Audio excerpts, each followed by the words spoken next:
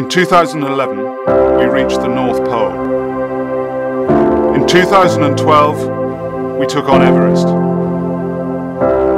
In 2013, we added the South Pole to our list of accomplishments. But this year, we're coming home. The Walk of Britain, a 1,000-mile challenge through the mainland of the UK, is our opportunity to prove once again the extraordinary determination of our wounded, and to connect the great British public with the inspirational actions of these extraordinary people. We'll not give up. We'll face every challenge with determination and courage. And we'll overcome our limitations.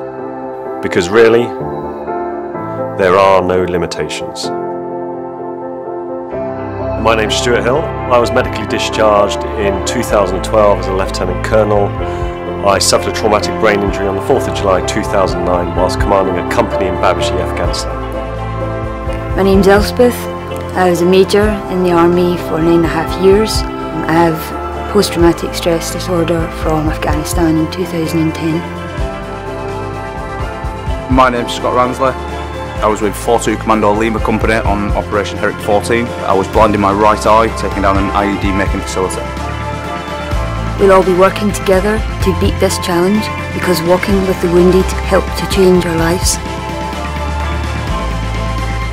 The Walk of Britain is an opportunity to raise awareness of the work we do at Walking with the Wounded, and to showcase the immense bravery and courage of our ex-servicemen and women, who despite injury and illness continue to achieve at the very highest level. Today we're asking you for your support and to share the news of the Walk of Britain. Please help us in any way you can. The following report contains flash photography. His first public appearance since announcing he's leaving the army. Prince Harry came to this central London hotel today as patron of the military charity Walking with the Wounded.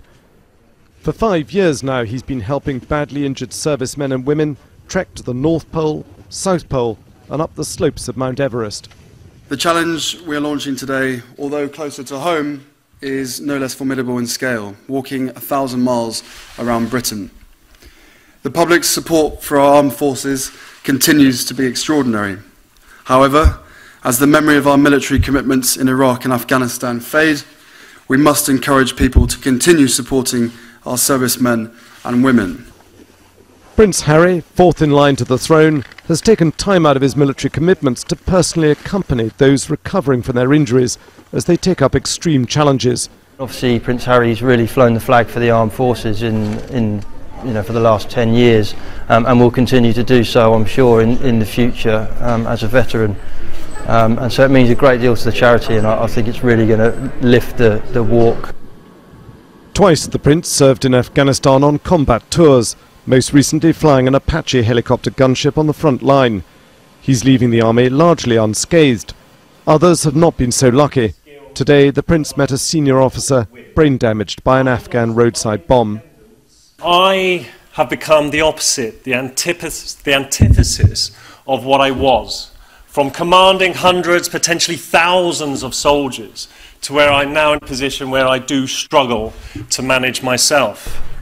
This is one of Prince Harry's last remaining public commitments before he leaves the army in June.